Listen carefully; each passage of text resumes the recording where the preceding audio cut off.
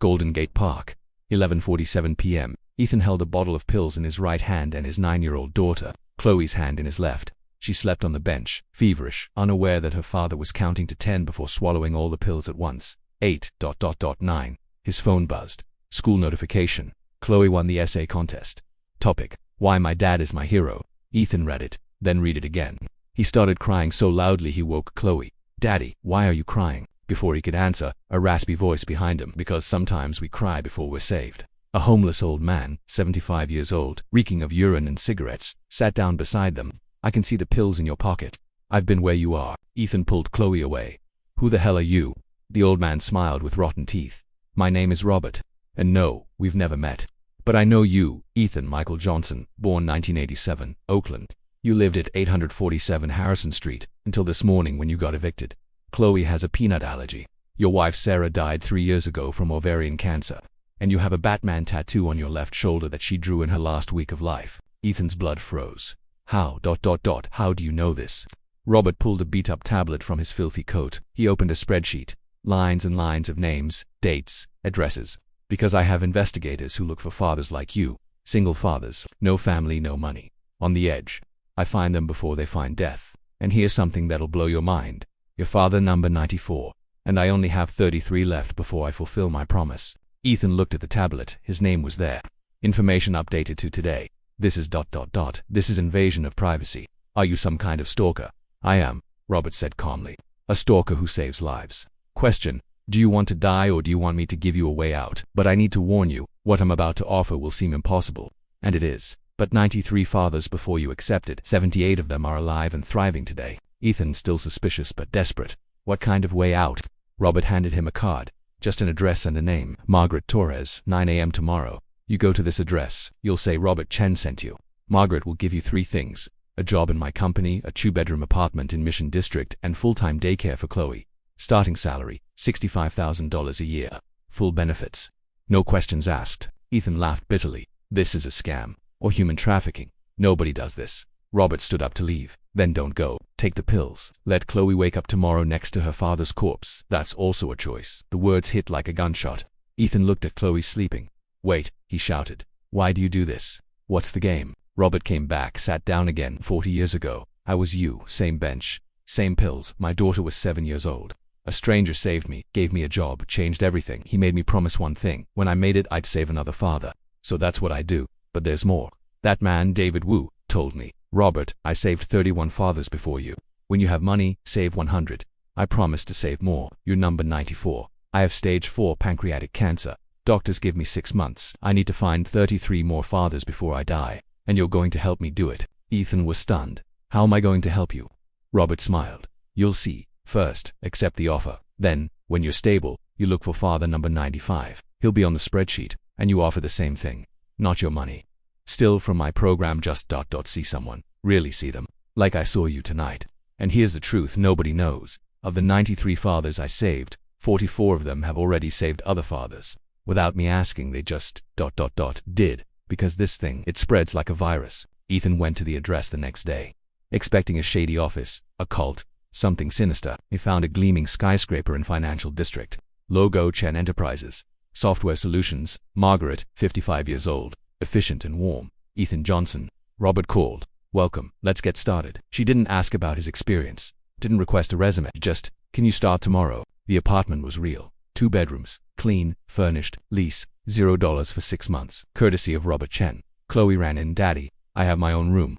She'd spent the last 3 months sleeping in the car with him. Ethan collapsed on the empty couch and cried for 2 hours. 3 months later, Ethan received a message. Robert, an address, a name, Marcus Williams. Father number 95. He's in an Oakland shelter with a 6-year-old son. Untreated diabetes. You know what to do. Ethan hesitated. He was still stabilizing. But he went. Found Marcus exactly where Robert said. Offered the same card. Marcus accepted. Crying. 6 months later, Ethan was an administrative assistant. Nothing glamorous but stable. Chloe was in company-paid therapy, flourishing, smiling again. Ethan looked for Robert in the park every night. Never found him. He asked Margaret, "Where's Robert? I want to thank him." Margaret was evasive. "Robert is private. He prefers not to be thanked. But I need to tell you something. He's in the hospital. The cancer accelerated. He has maybe 2 weeks." Ethan rushed to the hospital. Found Robert in a bed, thin, connected to tubes, but smiling. Number 94. You came. I made it to 108. Ethan, 16 fathers in 3 months. I'm dying happy. Ethan held his hand. You're not going to die. You'll live forever in each of us. Robert closed his eyes. That's the only immortality that matters. 1 year after Robert's death, Ethan was promoted to manager. He was making $95,000, paying his own bills. Chloe was in private school, but Ethan couldn't stop thinking about Robert. Who was he really? Margaret finally called him to the office. She was crying. I need to show you something. She handed him a sealed envelope. Robert left this to be opened 1 year after his death. By you. Ethan opened it. The letter said, Ethan, if you're reading this, it means I fulfilled my promise. 108 fathers saved. But here's the truth. Nobody knows. I didn't do this out of kindness. I did it out of selfishness. Because every father I save is one more reason my daughter didn't die in vain. My daughter Lily didn't survive. 2 weeks after that night in the park in 1983, she died of undiagnosed leukemia. David saved me, but not in time to save her. So every child I help, Chloe and the other 107 children, they're Lily, all of them. It's my way of being a father after fatherhood was stolen from me. But here's what I discovered. Of the 108 fathers I saved, 73 of them saved other fathers, without me asking. 73 times 2 is 146. Those 146 have already started saving others. The math becomes exponential. In 20 years, if each father saves just 2 other fathers, and those save 2, you know how many fathers will have saved? More than 50,000. Because of one man, David Wu, who saved 1 father in 1983. Now it's your turn. My total estate, $2.8 billion. 90% goes to the program. Margaret will administer it. But you'll be the new director. Find father 109, then 200, then 1,000. But here's the rule. You can't do this alone. You need to teach each saved father to save another. Because the only way this works is if it becomes a movement, not a charity. A movement. And Ethan, thank you for letting me be a father 108 more times. For letting me save Lily repeatedly, even knowing I can never really save her. You don't owe me gratitude. I owe you everything. Chloe's essay is attached. I read it before I died. She wrote, my dad is my hero because even when he was sad he kept loving me, keep being her hero. Lily would have loved to meet her. Ethan took over the program, renamed it Project Lily. First month saved 3 fathers. But then something unexpected happened. Marcus, father number 95 that Ethan had saved, called Ethan. I just saved a father, not because you asked, because I can't not do this after everything. His name is Thomas. Father number 112. I put him on the spreadsheet. Ethan realized this wasn't a program, it was a virus of hope. He created a system. All 108 of Robert's original fathers were contacted. 81 of them actively joined. They formed the Park Fathers, a secret network of men and women who looked for desperate fathers. They created a signal system, a specific bench in every major city, a small, discreet blue light. If you needed help, you sat there at night. Someone would come, no questions, just help. 3 years after Robert's death, the program had saved 847 families. But then something unexpected. A father being helped was accidentally filmed by a security camera in San Francisco. Someone posted it on Reddit.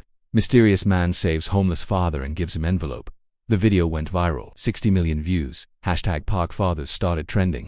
Journalists began investigating. Ethan didn't want exposure, but he couldn't control it. Margaret advised him, if the world wants to know, let them know. But do it your way. Ethan gave one interview to 60 Minutes.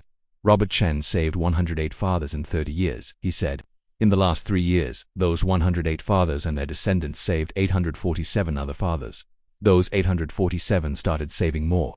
Right now, we're tracking 2,341 families touched by Robert, and the math is accelerating. The reporter asked, do you accept donations? Ethan responded, no. Robert did this in the shadows. It needed to be personal, eye to eye, not an institution, not charity, just humans seeing humans. But if you want to help, do this. Look for a single father in your city. Really see them. Maybe buy coffee. Maybe pay a bill. It doesn't have to be our program, just ... See. The interview had 120 million views. And something extraordinary happened. People started looking for fathers, not connected to the program, just ... seeing. In 6 months, Ethan received 4,000 emails. I saved a father. I helped a family. I saw someone. The movement had become uncontrollable and beautiful. 10 years after Robert's death, 2035, Chloe is 24 years old. She's director of Project Lily now. Ethan, 56, still works, but Chloe leads. The program saved 6,200 families directly, but the real number is impossible to track because thousands of people save informally without reporting. The Park Fathers network spread to 47 cities, 12 countries. Robert's bench in Golden Gate Park has a plaque now. Robert Chen, 1950 to 2025, sat here 30 years looking for souls to save. If you need help, sit here at night. Someone will come, not because you deserve it, but because Robert promised. And promises multiply every night. A different park father volunteers to sit near the bench, watching, waiting, and desperate fathers still come because pain has no expiration date. But here's what nobody expected. The children who were saved when their fathers were saved. Chloe wasn't the only one. There were 6,200 children who had living fathers because of Robert. And in 2035, 340 of those children, now adults, joined the program, not as recipients, as savers, because they saw their fathers get saved and wanted to pay it forward. 20 years after Robert's death, 2045, an unplanned event. An anonymous message was sent to all families on the spreadsheet. 20 years since Robert. If he touched you, come to Golden Gate Park. Nobody knows who sent it, but everyone came. 6,200 fathers, 9,000 children, 2,100 grandchildren, 17,300 people total. The park was packed. Ethan, now 68, climbed onto an improvised platform. Robert Chen saved 108 fathers, he said. Those 108 saved 6,200. Those 6,200 saved countless others. The math became impossible to track. But here's what we know. At least 50,000 families were impacted by one man who was saved in 1983 by another man. 2 men, 50,000 families. That's the mathematics of love. He took a deep breath. Robert died thinking he had failed because he didn't save Lily, but look around. Look at how many lilies he saved. Look at how many lilies saved other lilies. Lily Chen died at 7 years old in 1983, but because of her, at least 20,000 children have living fathers today. More than 20,000 children woke up this morning with fathers who would be dead if it weren't for Lily. If that's not immortality, I don't know what is. Final scene. A young father, 26 years old, holds a crying baby.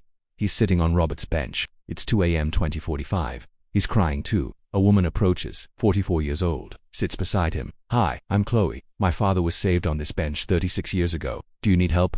The young father looks at her. How did you know I was here? Chloe smiles, because I know what desperation looks like, and I know what it's like to be the daughter of someone who was saved. So now I save daughters by saving fathers. She hands him a card. Same address Robert gave 36 years ago. Go tomorrow at 9 a.m. Ask for Margaret Torres. Margaret still works there. The father asks, confused. No. Chloe laughs softly. The original Margaret died in 2035, but her granddaughter took over. Her name is also Margaret. It's a tradition now. There's always a Margaret. Always an address. Always a chance. The father cries, why do you do this? Chloe looks at the stars. Because a smelly old man saved my father when nobody else would see him, and that debt never stops being paid. It just multiplies like compound interest. But of love. She stands to leave. Wait, the father calls. How do I thank you? Chloe turns. You don't thank me. In 10 years you find the next father and offer the same card. That's how it works. It's not charity. It's inheritance, and inheritance never dies. It just passes forward.